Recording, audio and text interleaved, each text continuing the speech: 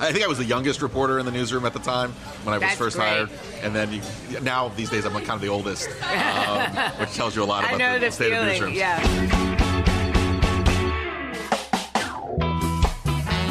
Welcome to Lunch with Shelley, the podcast featuring conversations with colleagues, friends, family, business leaders. At lunch, here's Shelley. Hello and welcome to the latest episode of Lunch with Shelley with today's special guest, Josh Kraushaar, the editor-in-chief of Jewish Insider. Josh has a track record of identifying election trends before they become conventional wisdom, and therefore is one of Washington's leading political analysts. Josh frequently appears on television and radio. He is often on Fox News Radio and is a frequent panelist on Fox News Sunday, Special Report with Bret Baier, and a regular guest on America's Newsroom with Dana Perino and Bill Hemmer. He is the author of Axios' weekly Sunday sneak peek newsletter, and in addition to his editor duties, he writes a weekly column for the Jewish Insider as well, analyzing the latest political developments. Previously, he was a senior political correspondent with Axios, a managing editor of political coverage for the National Journal, and a political correspondent for Politico. While he was at the National Journal, he also served as editor-in-chief of The Hotline, authored the bi-weekly Against the Grain column, and was the co-author of the Almanac of American Politics, which is the be-all and end-all must-have resource for pretty much political junkies. His reporting is touted as political analysis without fear or favor. I really love that. He's a graduate of American University and a Fox favorite of mine and my mother's, who is also a big fan and very excited that you're on the show today. So without further ado, welcome to the Lunch with Shelley podcast, Josh, and let's have lunch. Thanks, Shelley, and thanks to your mom for watching as well. You know, when you read the resume, it reminds you of how long you've been in the business, how old Everybody experience. Says that. Well, I mean, you've had incredible experiences, and it's so interesting. I was telling you before we started taping, I saw that you went to AU, but it didn't say Josh is from Virginia. But my first question is always, how did you get here? So basically, you Ubered or cabbed. Yeah, no, I took a car. Right. And look, went over the bridge. We're right, not far. We're probably less than a mile from my old stomping grounds at American University. Right. And it's interesting because I grew up not far from Washington, D.C. in Northern Virginia. But at the time I was applying to colleges, I wanted to get outside the Beltway. I'm sure. You kind of have that desire to explore the world, explore the rest of the country. And it turned out AU was one of those schools that had great political science program. It was just the best fit. And the rest is history. As it turns out, I got an internship at AU with National Journal, which was owned by The Atlantic. Oh. I was a researcher for Michael Barone, who was the author at the time of the Almanac of American Politics. I was already like a bit of a political junkie, but those sort of, you need a little luck along with skill, and I got my feet wet in the political journalism field, and the rest is history. So, two things. One, I find that a lot of my friends who have kids who are about to go to college, those kids are going to schools in this area, even though they were born in the area too, because there are so many great schools to choose from. And you're right, if you're interested in politics, journalism, diplomacy, culture, it's a fantastic city, and it keeps getting better. Look, I'm a big D.C. evangelist. Me a lot of too. people attack the swamp. And Right. I love D.C. I've lived my whole life in the area. I've lived in every part of they call the DMV. I've been in D.C., Maryland, and Virginia throughout my life. But there is great culture. You can go to every museum, learn about American history, learn about the Air and Space program. You can learn about dinosaurs for free. You have the zoo, which is one of the best in the country. And you have I'm a big sports fan. That was my other, when I was trying to figure out what to do for a career. Well, that's sort of debatable, Josh. Yeah, well, I mean, there have been ebbs and flows. There have in this city. But, you have four, and finally the Commanders are back. Right. With Jaden Daniels. You've got the Nationals that are so on the rise. Hot. The Caps are so hot. Great playoff run. Yeah. Wizards not so much, but there's just so much to do. And the people here, I mean, I think it is one of the smartest and most engaged. I don't think there's any other city you'd have these types of podcasts and having these types of conversations. Washington, D.C. is the place for that. It is incredible, and I'm going to say it, but obviously I agree with you completely that there are so many smart people here, but particularly women, I find, I just, and not just women, but particularly women, I go and I meet people, and you can't make up these resumes. People are so incredibly accomplished. It's bizarre. Well, when I was at AU, the slogan at the time was "Everyone is a wonk." That was really? You would go to AU events, or I think they sponsored Nationals games for a time, and you could get T-shirts that say "wonk." And I thought that was a little bit. I don't know if I want to be a nerd. Yeah. But it does say a lot about people who want to be in DC. They're here for the right reasons. They're here because they want to do big things, change the world, really have a part of the big conversation, no matter what side of the political aisle you're on. And look, I actually think it's harder these days to have these kind of cross-partisan conversations, but if there's a place that it can be done, people on the Hill know that they're both Republicans and Democrats. You got to work together to get things done. I think that's such a good point, and I'm glad that you're reminding me and everyone, because when I was on the Hill, it was very obvious that I had great friends in Democrat offices, and even though we disagreed, I knew that their heart was in the right place, that they weren't hateful or, any other negative connotation other than they just had a differing point of view, but everyone sort of wanted to get to the same place. And I'm such a big believer in conversation face-to-face. Yeah, me too. COVID was like a big downer in more ways than one, because it kind of...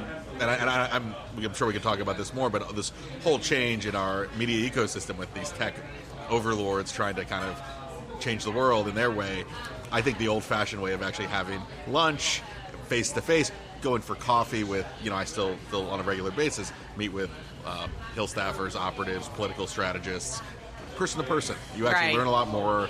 You actually, as a reporter, as a person-to-person relationship, it means a whole lot more than just Zooming or even texting on your phone. I completely agree. I mean, the podcast was born out of COVID, and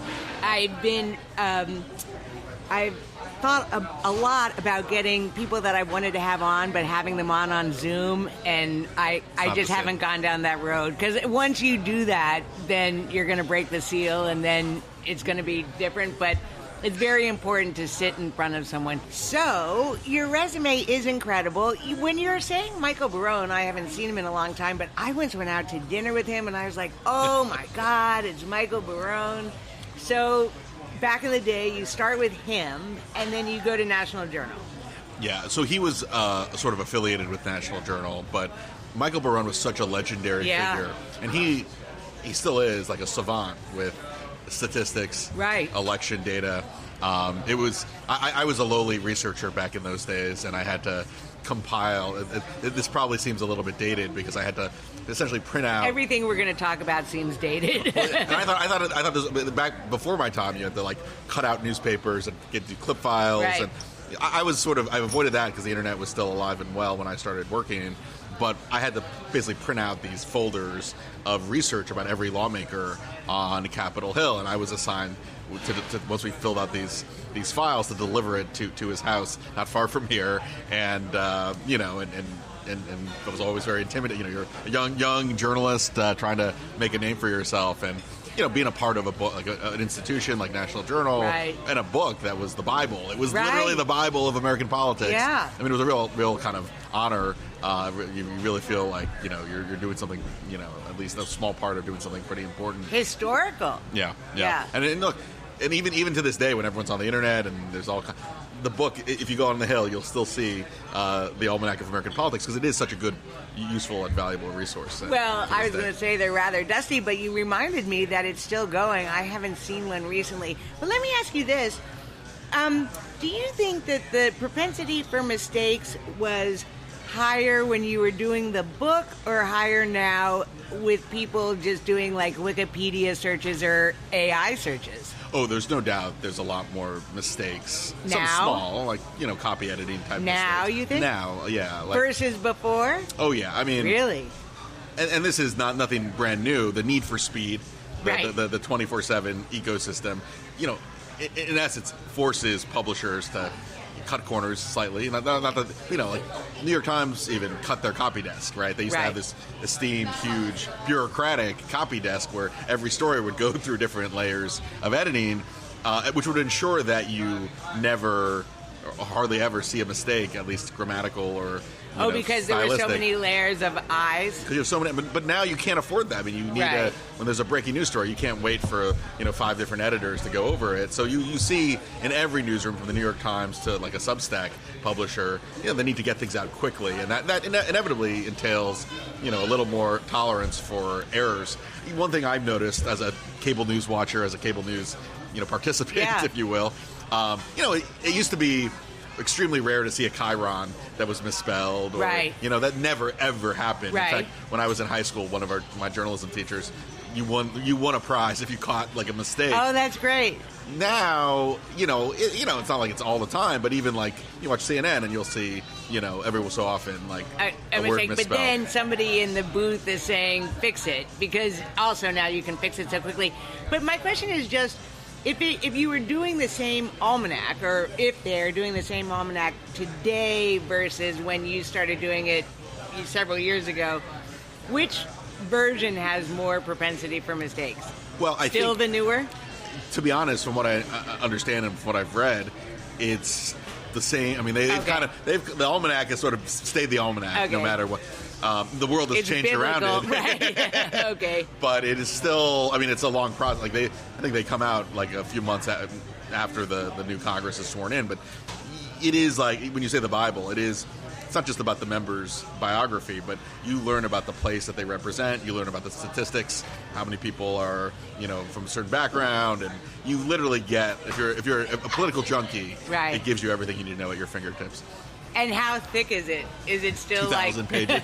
I mean, it's a big book, and I think it costs quite a bit of. I know. I was saying that I had lovely Ariel Elliott on. I don't know if you know her. She just started with Notice. Oh yes. And she was at the National Journal, and we were talking about not the almanac, but another book that the National Journal put out that was $2,000.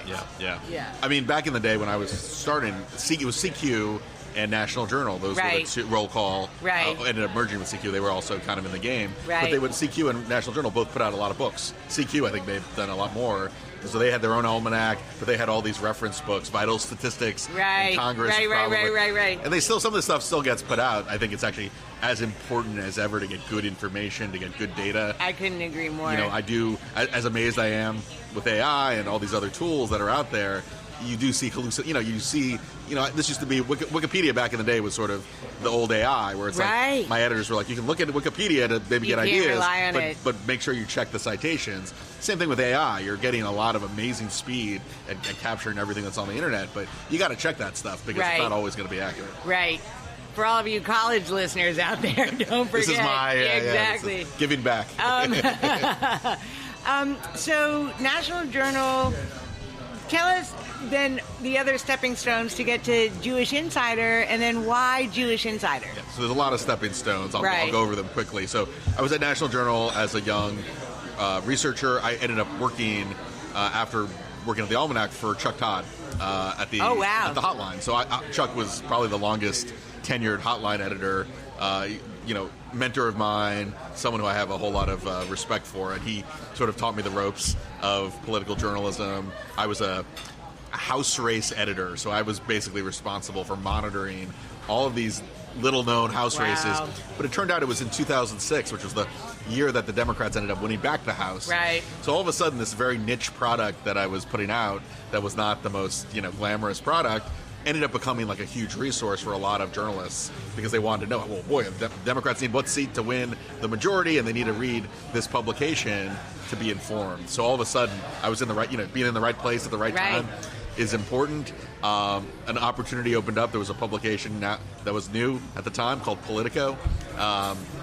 I had a little bit of an entrepreneurial bug, and I was like, wouldn't mind going to a media startup with really good journalists like John Harris, Jim Vandehei. Yeah, I mean, it was a startup, but also it was backed by the Albright. It was and good ownership and good leadership. It was a startup mentality, a lot different than maybe it is nowadays. But it was a very great, exciting opportunity. I was a young campaign reporter, and I was there for about 4 years. Worked with some of the best. I mean, these are people that are like in the Journalism Hall of Fame. Yeah. Political Journalism Hall of Fame these days. Jonathan Martin, John Bresnahan, Huge fan. Ben Smith. I mean, there's the whole lineup of people that, I was just sort of the junior, the young. I think I was the youngest reporter in the newsroom at the time when I was first hired. And then now these days I'm like kind of the oldest, which tells you a lot about the state of newsrooms. Yeah. But and really quickly, so then I went back to the Hotline. I was editor of the Hotline for a number of years. I worked as political editor of National Journal. I wrote a column which lasted over a decade called Against the Grain, which ended up getting picked up in a lot of places and sort of made myself a name as a columnist and an analyst of politics. Then I went to Axios later on. I was at the National Journal for over a decade, went to Axios. And then the opportunity a little over 2 years ago came up where a fairly new publication that was covering a lot of the issues that, frankly, are front and center now in the news. That anti-Semitism. Unfortunately, I was going to say fortunately or unfortunately, we're going to get there for sure. Yeah, I mean, these are issues that I covered a little bit. I certainly was aware of and engaged in on a personal level, but not something I really dealt with day to day as far as my job went. But this was pre-October 7th. But to me, like the issues that we cover and that were being covered by Jewish Insider, anti-Semitism, Middle East policy, the divides within the parties between like the Squad and the moderates versus the isolationists and the traditional conservatives. Like these were really important ideas, important things to report on that I thought would be a great opportunity to kind of, to see if I can kind of do the whole manage a publication. So It's been about 2 years now. Well, two things. So I am new to Jewish Insider because, like you, or like probably a lot of people, I mean, how much can you actually get and digest every morning? But I really like it, and it's more diverse than I thought it was going to be. And everybody has the same, like, brevity format. So you can read it as quickly, or you could take your time, whatever, however much time you have that day. But anyway, I really like it. What is it like in that managing role? Well, first of all, thank you for subscribing. Yeah. That is, we love to hear. I mean, we have been building a really devoted and growing audience, and I think these issues, sadly, are front and center now, but they're important issues that I think a lot more people are engaged with than they were, a number of years ago. Look, the news cycle never stops. I took over March of 2023. Less than 7 months later, October 7th happens, and we suddenly weren't just a publication that was covering sort of Jews in the news and some of the political stories. We literally became sort of a must-read to follow what was going on in Israel, to follow the daily updates from the the IDF and the state of the war, the state of the hostages. I mean, we have a small team. We were working pretty much 24/7. Were you breaking news? Oh yeah, I mean we have a mix of scoops, breaking news coverage, especially on the beats that we really spend a lot of time on, like Capitol Hill, politics, some of the Israel.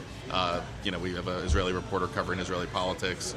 But we also focused on why this is something Axios being there and learning from some of the best leaders in that newsroom. Smart brevity was always something that was very resonant with me, but also the understanding of why it matters, right? That was a big. If you ever read the Axios newsletters, of course, and this was drilled into me as a reporter. It literally says why it Don't matters. bury the lead. This just explain to your readers why it matters. Why are we writing this story? Right. So that's one thing we have really led on. I think it's not just the scoops, which is also a big part of what we do, but it's what is the larger picture here? Why are we covering these staffers and their views on issues? Why are we covering the political divisions within the parties? Why are we covering sort of the day-to-day with what's happening in the war in Israel? There's always a larger point to what we cover. So we can't cover everything, but what we do cover, we try to really make it have an outsized impact. But my impression actually is that Jew or non-Jew, you clearly get a good idea of what's going on in the news, but you also, what's going on in the news as a Jewish person. But I thought it's certainly not agnostic, but it covered a lot of things that weren't like screaming Jewish. You know what I mean? Absolutely. I mean, we have as many people who are policy leaders that need to know about national security, that need to follow. We view Politico... The mayoral race in Manhattan. In Manhattan, New York, yeah. No, I mean, we're called, the title may be deceiving in that our readership is very diverse. It's really, the big thing that distinguishes us from other publications is we cover issues of concern to a lot of Jewish, but these are now issues that if you turn on CNN or Fox or any other network, that's the lead story. Like a lot of what we're writing about is also the lead story on the national publications, and I think our team has an expertise and understanding of these issues and a source network that's unsurpassed. Right, that is really competitive. With I would Politico. hope so. So, I didn't think we would be competing necessarily. I mean, yeah, we consider like Politico, Axios, some of the Beltway publications as much in our space as Jewish publications that may just cover like the Jewish communal issues, which we are more of a hybrid between sort of your Beltway publication like a Politico and a Jewish publication.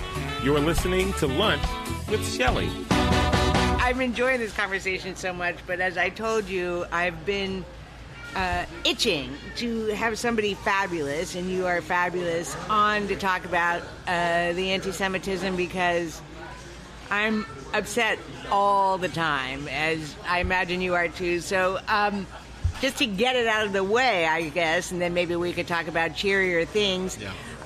Where were you on October 7th? And I think you said you might have only been on the job for 7 months, but talk about how things have evolved in your mind politically. Well, just not in your mind, how things have evolved. Tell us about your take, and then we'll get to today and the executive orders that we woke up to. I woke up to. I don't know how late you stay up. Yeah. So where was I on October 7th? It was a weekend. I believe it was a Friday, Saturday. Yeah.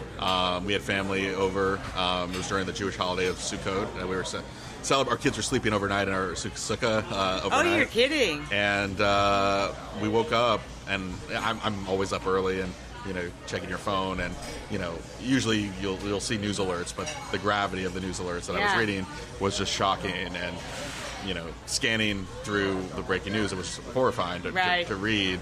A close friend of mine, a journalist who I had partnered with on actually some speaking engagements, by the name of Amir Tibon, who you may have heard of. He wrote a best-selling book about his experiences in Israel on a kibbutz on the Gaza border on October 7th. But I couldn't hear. I texted him because I was worried about his safety and security. Didn't hear back. It was sort of, you're kind of numb. Heartbreaking, and it's sort of like 9/11, except obviously it was so much further away. So it took frankly a few hours. We actually, I think we went to synagogue, and then we came back, and I kind of organized our game plan for coverage at JI. We usually don't publish on the holidays, but we broke a rule. This is one of those things that, we're going to be 24/7 for the foreseeable future, and we put out an edition, I think, that night, with all the latest news, with all the latest reporting. And what was the latest at that time? So you are a print person, and obviously you appear on television. I just, again, it's not an appropriate analogy, but it was just one of those days where I couldn't stop watching the news. Yeah. So I was watching television.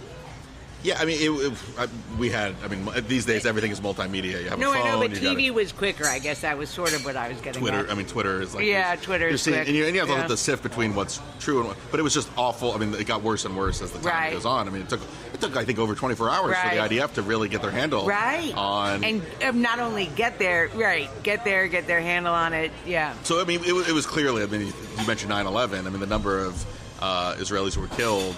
as a proportion of Israel's total population. It was like dozens of 9/11s happening in that short amount of time. It was, it also created a chasm, or I should say a chasm, and it created sort of a sense of alarm in the American Jewish community and Jewish communities around the diaspora. Normally you would expect sort of a unification against and the horror, and you saw that maybe in the immediate aftermath of October 7th, but on college campuses within a day or two, you saw people supporting.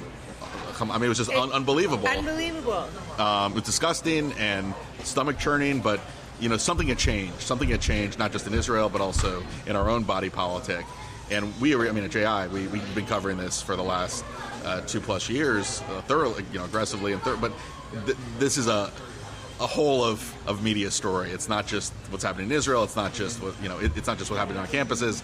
There's so many different angles to it. But there's something happening here. What it is isn't exactly clear. Right. I was going to say the same thing. But it is clear that anti-Semitism has been, and we've seen just in the last 2 or 3 weeks, a young couple outside here, downtown DC, were gunned down in cold blood. I was so heartbroken that morning, especially because and it's so stupid because I kept saying, "Oh my God, my city, my city." Yeah. And it's not really the first time it's happened here, I kept saying, "My city, my country." Yeah. Well, and look, the same. We always say that words, extremist radical language can lead to. We saw this on the far right in Pittsburgh in 2018, the Trade Life shooting, where these kind of extremist ideas became, sadly, one nutty person commits one of the most heinous crimes I've had to hear about. And now we're seeing radical slogans being chanted on campus, being translated into just this heinous behavior, murder in D.C., and then obviously a crazed person in Boulder, Colorado, setting elderly women, including a Holocaust survivor, on fire because they're saying that it's because of the hatred of Israel, but you be the judge. Well, that's what I wanted to say. I mean, leading up to Boulder, it's so crazy. And you mentioned that the Jewish population in Manhattan is so huge, and yet Columbia University, NYU, it used to be unfathomable, and I'm certainly not inured to it. I just don't understand. And GW, I mean, all these really heavily Jewish populated schools that you thought nothing could ever take place there. Yeah, I mean, at GW, there was just less than a year ago. I'm so upset with GW. There was I don't know what you would call it, but an encampment where they were not only were chanting anti-Semitic slogans backwards and forwards, but they were calling to execute the president of GW. Right, but they also had that huge symbol. It was a gobo that the light show on the building. Right. I mean, that was the library. The library. Probably like the Isaac Steen Library or something. Yeah. No, I mean the stuff that's been normal. People talk about normalizing, hate, extremism, anti-Semitism. This is the stuff that would have been, headline news 10 years ago, 20 years ago, and now it almost blends in, sadly, with a lot of the other chaos and other news coverage that's going on. And look, I don't think people, maybe the last 2 weeks have woken people up to the threat that some of this radicalism and extremism poses to people's safety, it's Jews' safety, security. If you go to synagogue, if you go to any Jewish institution, you see police cars outside. You have that is not normal. It shouldn't be normal, at least, but that's the new reality that a lot of Jews live in America. And Europe too these days. So I think there's a lot of on college campuses, even in the traditional press, the things that would be like instinctive and how to cover effectively have sort of not, that muscle memory has gone away. And I think that's kind of why Jewish Insider exists, that we're kind of providing a corrective to a lot of the vacuum that's out there. This is a very hard thing to ask, or harder to respond to, but what do you think it is about people being far less concerned about the Jewish community than I think they would be about several other minorities? I think that's a common refrain, and let's just say the LGBTQ community. If there were trans people unable to get to their class, I would think there would be a larger uproar. Well, look, that was a big part of the initial story on college campuses, which, the trend on campuses had been to protect, to give safe spaces to students, no matter how insignificant the challenge would be, right? Yeah, they got a safe space when Trump won. Exactly. So, when you actually have physical threats against Jewish students, as we saw with some degree of regularity after after the worst attack on Jews since the Holocaust, something was amiss, right? There's something that's not, doesn't compute. So, look, I think, everyone, we should have civil rights protections for everyone. That's kind of the point. That's what makes America great in many ways, that we, have such a pluralistic society with all different groups, and everyone is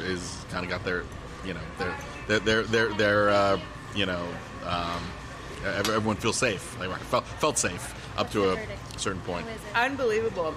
But I appreciate what you're saying, but how does that translate into the lack of consideration? Well, I think you're asking, how did we get here? Like, how did this, right? Right. How did we get to this moment? I mean, there are a lot of reasons, but one of the fundamental reasons, I think, is social media and how we get our news, how we get our information. I'm struck whenever I see a poll that shows that, anyone in Gen Z, reading a newspaper is like, what it's passé, right? Even going to the New York Times or going to the Wall Street Journal for news and information is not regularly done by a lot of Gen Z. It's TikTok, it's social media. There are a lot of quicker, faster ways to get little bits and bites of information. Unfortunately, it's hard. You get a lot of propaganda, you get a lot of anti-Semitism, you get a lot of racism. It's not a healthy media ecosystem, but just like we saw in a lot of other industries that get disrupted because of technology, the news media, the institution that's trying to get good, healthy information, facts to the public, has become disrupted. It's not the same as it once was. You used to be able to pick up the Washington Post and sort of be, get a sense that you're getting. I mean, but at least you get a sense news. of the facts and the top stories. And now even like the legacy media has lost a lot of its luster, with the exception of the Journal and the Times. A lot of the smaller publications have really had trouble, making ends meet. And the standards have gone. I mean, there's no doubt the standards have gone down. And social media has become now anyone can be their own content creator. Right. That doesn't mean you have any standards. Doesn't mean you have ethics. Doesn't mean you have values that I learned in journalism school. But it means that anything goes. And if anything goes, you can have someone with a podcast who denies the Holocaust, who actually gets a lot of clicks and listens. Right. And that's the ecosystem that's kind of on far right and far left, on both ends, that's sort of incubating some of these crazy and extreme views. I feel like, yes, social media, but the willingness of people to blame Jews or dislike Jews or scapegoat Jews is so reminiscent of a time that our grandparents grew up in, and they continued to warn us, and I think we all felt so comfortable in the United States, reassuredly so, realistically so, and I think this college campus thing has really pulled on a thread that is, or what is the right analysis? I think it's had an impact that is going to reverberate for a long time for the Jewish community in this country. Well, there are a lot of people making a lot of historical analogies. And right. I am not as alarmed. I mean, you do hear sort of 1930s Germany. Good. I think we're more like going back to 1930s United States, right, where in the 1930s, Ivy League universities discriminated against, there were quotas against Jews. There was anti-Semitism, regularly. I mean, the level of anti-Semitism before the horrors of the Holocaust were revealed to the world was elevated in this country. Right. And it feels like we're going back to that time, not in Germany or Europe. But it does feel the kind of gates against extremism and anti-Semitism that have been in place really since the end of the World War II are now being pulled away. Maybe we don't have our the greatest generation, right? Holocaust survivors. They're the last are not. This is the last generation, right? And I think there's a lot of memory being lost about the horrors of what can happen when you let hate, anti-Semitism run unchecked. And now these new technologies are spreading hate and anti-Semitism at a rapid speed, and no one seems to want to put gates in the way and say, hey, it's not okay, it's not acceptable. Yeah. And the leaders of these institutions, whether it's a college campus or whether it's a major newspaper, are not setting the ground rules and are not leading the way that they did, I think, in past generations. Well, let's make it more political then. So, in my mind, Elise Stefanik, who is not Jewish, has been worlds better than Chuck Schumer, who is. So, I mean, do you agree with that? And why is that? Why the Republican Party seems a lot better to my mind. Well, let's just look within the Democratic Party. Who are some of the most stalwart, outspoken fighters against anti-Semitism? Richie Torres, who's the congressman from the Bronx, and John Fetterman, senator from Pennsylvania, neither of whom are Jewish. You also have plenty of Josh Gottheimer, and you have Congressman Moskowitz Lindsey in Florida. Graham, right. Yeah, and on the Republican side, certainly you have. I'm sorry, the Dems. I'm talking about the Democrats. Right. A lot of Democrats will tell you, like Richie Torres is a much more outspoken advocate for fighting against anti-Semitism, even though Schumer wrote a book. He did write a book about it. So it's not like Schumer's not in it.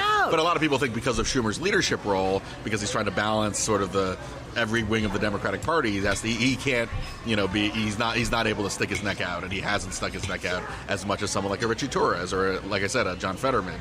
Again, the Republican Party has really. I think they've seen the opportunity that the Democrats have kind of ceded ground on. Democrats used to win, still win. Democrats still win, the lion's share of the Jewish vote, but there's been a slippage in recent years because the left of the Democratic Party, the AOC wing, as we talked about, has really been weak in fighting anti-Semitism. We could go kind of point by point on why that is. But the reality is the left wing of the Democratic Party doesn't seem to think of anti-Semitism as the unique and pernicious threat that most other Americans realize. And that's become a big problem and a challenge in these, especially among these cities and areas where there are a lot of Democrats. You have these internal divides, often over Israel and anti-Semitism. Yeah.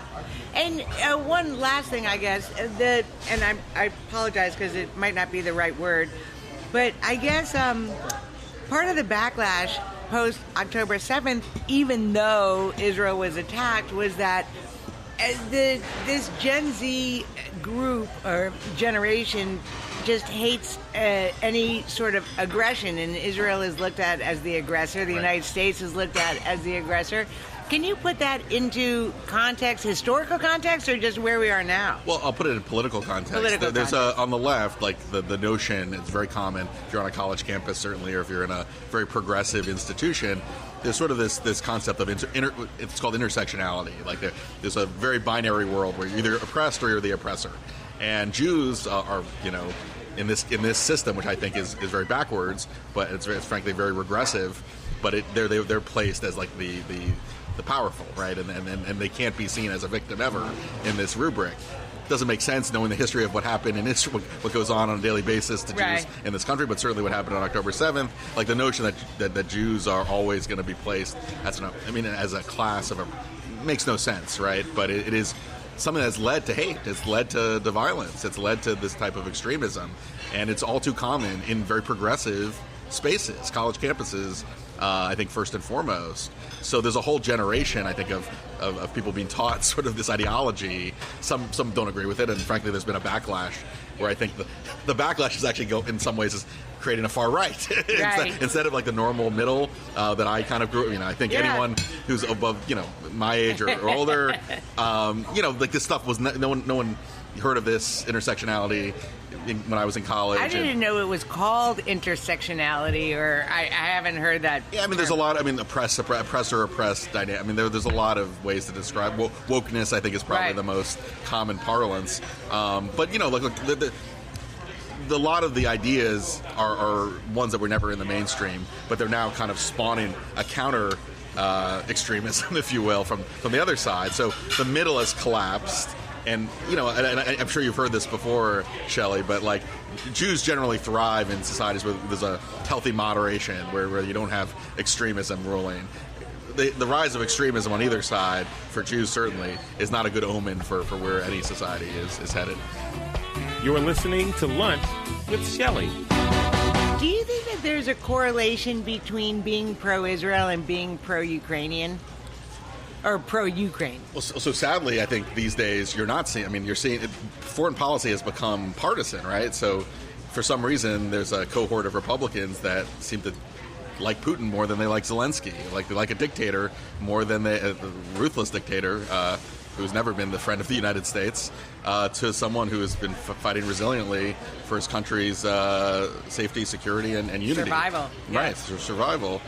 Israel's fighting the same type of, what's a little bit different, but you're fighting against terrorists that want to destroy you, and it's not just Hamas, but it's an Iranian group of proxies. Iran is an enemy to many countries in the region, but you also have its proxies. Israel had a remarkable display against Hezbollah, the pager operation. Right. They've done, I think, quite well militarily against Hamas, though I think there's a desire in Israel for there to be a swap, try to get all the hostages that are remaining and that are still living home. It was so sad about the two dead American Israeli Americans. Yeah. No, I mean, it's a very, I mean, the fact that we're still talking about the state of the hostages over 2 years later is just shocking. And but the fact that we're talking about American hostages that were killed, and again, it's just not terribly front of paper. I mean, it's front of mind for you and I'm sure, but it's incredible. And Israeli society has been racked because there's a desire to, I think if you look at the polling in Israel, there is a widespread desire to do anything to bring the remaining hostages home, including the remains of other hostages that are being held in Gaza. I mean, that's sort of it's kind of depraved that that this is what we're talking about, right? But remains are very important to Jews. This is what Hamas is, and this is why we're in the situation we are. But yeah, no, it's fighting for freedom, fighting for democracy. That used to be sort of a unifying, pro-American. I mean, that was not. We wouldn't have debates or debate. Now, because, like I said, I think social media is a very divisive platform, and a lot of kind of extremist ideas have been filtered through, platforms that are not. Don't have the Americans' best interest at heart. Let's put it that way. TikTok, for instance, is a Chinese-owned platform, right? But there's a lot of, I think, extremist ideas that are really percolating in the system that have really pushed Republicans away from what would be a close ally in Ukraine, and certainly you're seeing the same trends in the Democratic Party away from Israel. Were you a supporter of a ban on TikTok?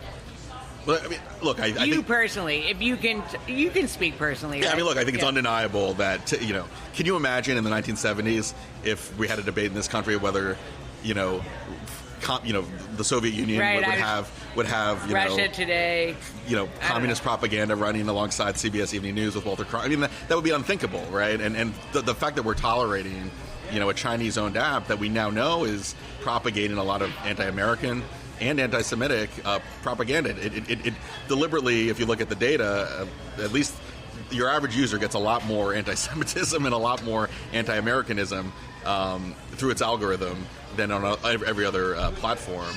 So, I think that's a real national security concern. Now, Congress overwhelmingly passed the bill that would ban TikTok after, right? But Trump has not followed the law, and that's a big issue.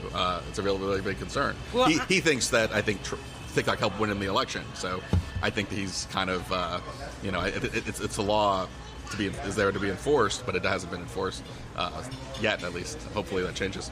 You do see a generational divide, too, when we talk about politics these days, and I think it's important for, both parties are trying to figure out how to appeal and what platforms to use themselves to reach out. Like the Democrats, the big story that's going on in Democratic circles right now is, we can't rely on the traditional news media to get our message out. We need to go on a podcast. We need to go on, a lot of the male podcast. Well, now that's what they're talking about. But like Joe Rogan, we need our own Joe Rogan, right? But those Rogan was not. There wasn't someone in Republican political circles. Right. Like, here's Joe Rogan. And exactly. This is all organic. He wasn't Rush Limbaugh, right? It's all organic. Well, we're going to get back to the whole authentic thing, but just to punctuate what Isabella said. That's a very good point, though, because and it's not just TikTok; it's also these video games. But it is a desensitizing of guns and violence and everything. And I'm very sensitive. Well, that was a big. I mean, it seems like very dated news now. But remember, in 2016, there was a real panic over Facebook. The algorithm in Facebook was causing wars and civil unrest in societies across the world and other countries. And I forgot about that. And that was why. I mean, now it was a backlash against the backlash, but there was a backlash in 2016, mostly coming from a lot of, I think center-left people that we need to really get this under control, and that's why you had a lot of these free speech the regulations on that the social media platforms were pressured to implement in this country to prevent, a lot of just shocking things that were happening as a result of Facebook becoming more Facebook unregulated. Seems so quaint. And now it seems so quaint. No, totally. Well, so you are a savant of political trends. Yeah. So let's talk about 2026. Do you see trends? I mean, we've talked about a couple of them, but let's keep going. Yeah, well, look, there's the fundamentals, right? When you look at a political environment where almost always the party out of power and Democrats are about as out of power as it gets. Right. I guess they're a little bit. They're close. We've been there. Yeah. Well, Republicans. Republicans have been there. I've seen it on both sides. We. Okay. No, I've seen it. I mean, it's after Obama won in 2008. It was the Republicans. There were headlines. 2008, 2009 were so awful. Well, I remember the headlines in a lot of publications, including the place I work. That's like, yeah, the Republican Party is becoming extinct. Is it even going to exist? And then they won the House less than a year later. Look, the Republican majority in the House is super, super slim. You see these divisions within the party over the reconciliation bill, the budget bill, tax cuts, spending. It doesn't take much for Democrats to win back the House majority, even if it's not a huge wave. All they need to do is win a handful of seats, 3 or 4 seats, and they get the majority back. And the fundamentals, when you're the party out of power, the wind's at your back. So, I think it's a pretty, I don't want to say safe bet, but I think the odds are very much in the Democratic Party's favor to win back the House. The Senate's a different story. In fact, the Senate may be the toughest body, or the toughest chamber for Democrats to win, because they've basically lost so much ground in purple states and reddish states. They used to, there used to be Democratic senators not that long ago in North Dakota and in Arizona. They were in a lot of these purple to red states, and that Joe Manchin was a senator. Right? Heidi Heitkamp. These are red state Democratic senators, and these are the senators that helped Democrats get the majority in the Senate. If they can't compete in red states anymore, if they're too to the left that they can't compete in a red state like a Florida, like an Ohio, it's going to be hard for Democrats to win the Senate back it's going to be a long time before they can win back the Senate majority. They need to get 4 Senate seats, and there's not a lot of opportunities for them.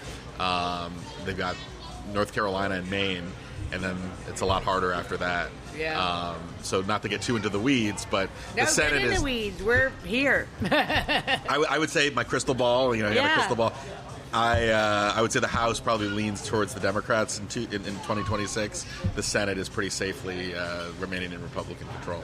What do you think of Mike Johnson and John Thune? I personally think they're doing incredible work. Look, I think Thune is... Mitch McConnell, who I covered. I adore him. And Elaine Chao is one of my favorite people that I've met here. No, Mitch McConnell was the political, he understood politics and power and genius. And he, handed it off essentially to his protege in Senator Thune, who is, I think, widely respected. Is frankly from the old guard. He's not a MAGA Republican. He's a traditional conservative Republican. And I think he's been doing. He has great relationships with this administration, and I think you're right. He's incredible. I really absolutely like him a lot. He is well liked, and he is. It's a challenging job to kind of keep. Yeah, the Senate doesn't often agree with the House, and they're having to deal with this reconciliation bill where they're going to make changes, and it may upset House Republicans. And the Senate is more institutional. It's more of an institutionalist body. It's a more moderate, I think, caucus, generally speaking. So there's a lot of challenges and differences between the Senate Republicans and the House Republicans. Look, Mike Johnson has the narrowest majority in my, I've been it's covering. Incredible. And he's been managed. Look, can you believe they got it done before Memorial Day weekend? Well, if anybody put a bet on it, what would it have been? Well, there were a lot of skeptics that he could pull it off. Right. And this happened, even on other things like Ukraine aid. It was on the other side. It was hard for him to get a lot of the right wingers on board, and he managed to kind of in the past get his party together and keep them in line on a whole different slew of situations. With Johnson, he also has a blocking back in President Trump. Trump is even if people disagree on policy, Trump is the glue that holds the Republican Party together. And you see, there's going to be disagreements over spending, over tax cuts, over who gets who benefits, who doesn't. Ultimately, if Trump weighs in, even the Republicans that may disagree often end up falling in line. So if you ask me, will Trump get his big, beautiful bill? Will that big, beautiful bill end up passing? Probably, because I think so, too. Because they got a 53-seat majority in the Senate, and if Trump is the blocking back, I think you get enough votes in the House. But it's a tandem. Johnson is actually, I think, an underrated tactician, and Trump is the key asset. He's able to close the deal in a lot of these close votes. So, talking about Trump, and we talked about the executive orders from last night. Yeah. Pick one, or pick a topic. So, stopping foreign students coming to Harvard, I don't mind. But foreign students in general, we could talk about Harvard, we could talk about Columbia. We could talk about Boulder more, although we might have covered it. And then there was also, the travel bans, Biden's use of the auto pen, and I mean, this is not a sleeper, but it hasn't even gotten the press it deserves. Smuggling the fungus into the country. Well, right? Like, that actually should be sort of the top line issue. So these were 2 Chinese students at the University of Michigan. So it relates both to China, which is a big issue today. President Trump, I'm sure you saw the phone call he had with President Xi of China. So I did hear the president say maybe it'll change by, sometimes the president changes his mind. Right. But he said that he's welcoming Chinese students. And there was initially a sentiment that he blocking students from coming to the country. It was a Chinese reporter who asked him. Right. No, it was interesting. So it sounds like the call went well in terms of building a kind of relationship. And look, that's going to be a big theme throughout this administration: the trade, tariffs, and the Trump administration's relationship economically and on a national security basis with China. So we got a pretty eventful day today, and it seemed to be, at least on the diplomatic front, fairly encouraging. But that's a big part of this. I mean, the economy. Trump needs a good economy for the party to do well, and I think he really had these big, beautiful tariffs in place, and then he backed down on some of them. But you're not in what is the chicken thing called? Taco? Yeah, taco. What does that say? I mean, look. Are you in the taco camp? I do think there is like a sort of a method to the madness that Trump is sort of plays bad cop, and then everyone backs down, and it looks like everyone is happy that we don't have 150% tariff. I mean, I think look, I'm not saying this is not a personal opinion. The polling, that was one of the political. His numbers took a real steep dip when the reality of what could happen if those tariffs, the full extent of the tariffs were imposed, could really affect average consumers. So I think he averted. He kind of caused a little bit of a situation, but then saved himself. And he has no compunction changing his mind quickly. Look, his press conferences or his must-see TV comments with foreign leaders, like today with the German chancellor. This is must-see TV. That's exactly how I would put it. There's a charisma. There's a reason he was the star on The Apprentice and a celebrity in American culture for a long, long time. He captures like the zeitgeist in a way that no one else can. You are listening to Lunch with Shelley. So when you arrived, I asked you, what are you most excited about for the summer, personally and professionally? Personally and professionally. Well, I told you personally, right at the beginning of summer, school's out, we go to the beach, actually locally. Which beach? Rehoboth Beach. It's that's tradition. Nice. Right. So you are so Joe Biden, local. Joe Biden, that was Joe Biden's beach. So we stayed not far from the former president, but it's a short drive and it's a way to unplug. I always think it's important to unplug and just, there's so much. Do you really unplug? That's the 1 week I kind of. How do you do it? Like, do you look at your phone five times a day rather than right? I mean, don't take it to the beach and kind of read books. I try to actually I tell people it's hard to spend time on anything beyond like the breaking news or a tweet, and that's an opportunity to actually read some more. It's an addiction. It's a different kind of addiction. You have to it's like a muscle. You have to build up the muscle memory. Right. So I kind of use it to read books, go to and just kind of truthfully, I'm sure I check the phone every once in a while. Right. But try to avoid. Do you do fiction or nonfiction? I'm a sort of a me. Oh, you're a nonfiction. I'm a fiction. You're probably more. I mean, that's like the kind of political junkiness. That's not. That is a. Well, what will you read?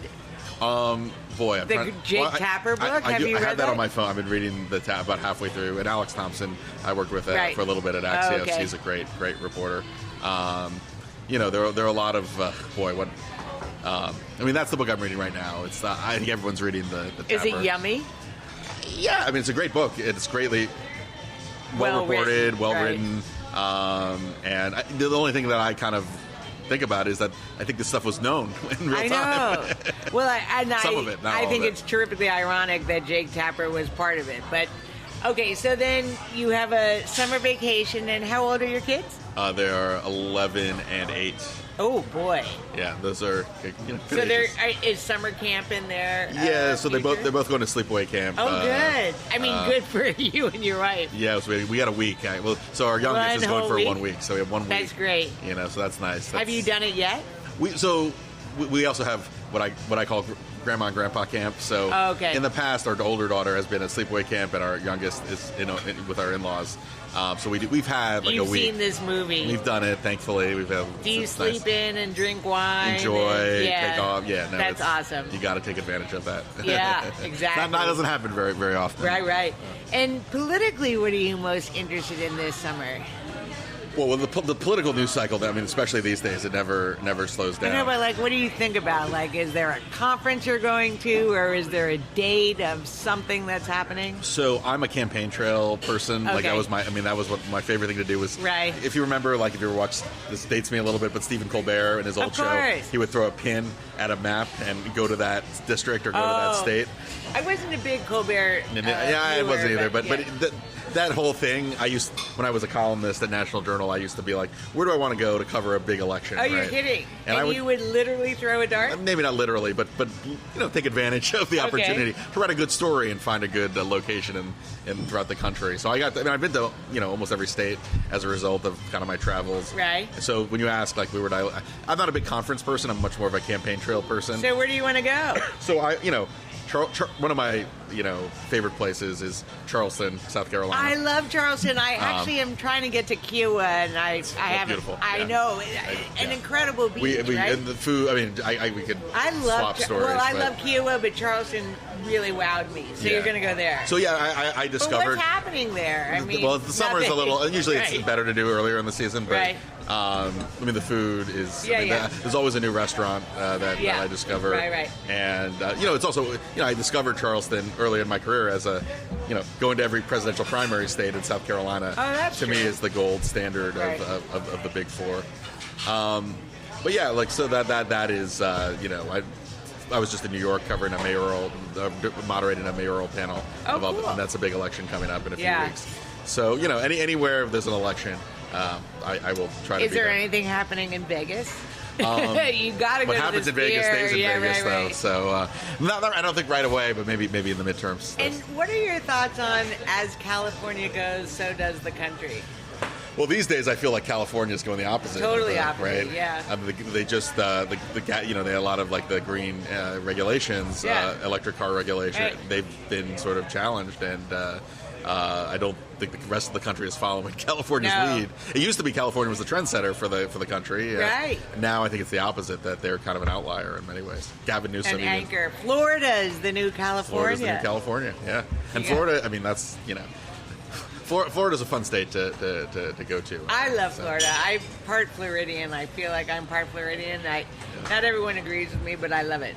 Okay, well then here is our last and most important question, and you and I will continue the conversation after.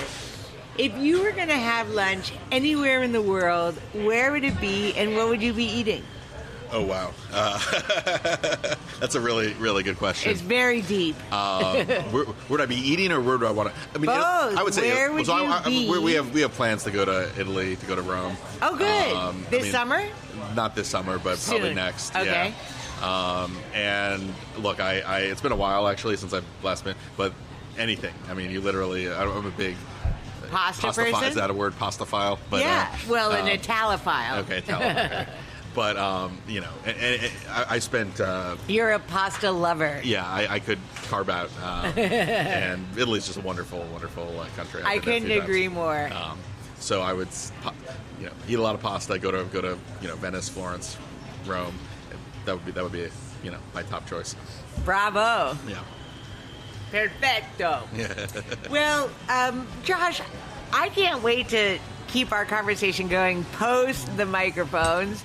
The hot takes. I cannot believe that I haven't met you already. It feels like I've known you for ages. Well, I'm so glad to be able to finally connect, and this was wonderful. I love. You probably could talk all till dinner. I know. I could talk, and we might. But anyway, thank you so much for saying yes. It really I've admired everything that you've been talking about and saying on My Beloved Fox, and I've just really admired your work, and I am thrilled that you said yes, and thank you, Howard Mortman, for introducing us. Howard has been my connector, my convener for a lot of people. He's like your rabbi, he's the connector of all things. Exactly. No. So thank you, Howard. But anyway, Josh, thank you so much. I am accompanied by Cleavon, my beloved, and Isabella, who's so fantastic. Everyone, thank you for listening. Check out other episodes at www.lunchwithshelley.com. And as always, and in the meantime, peace, love, and lunch.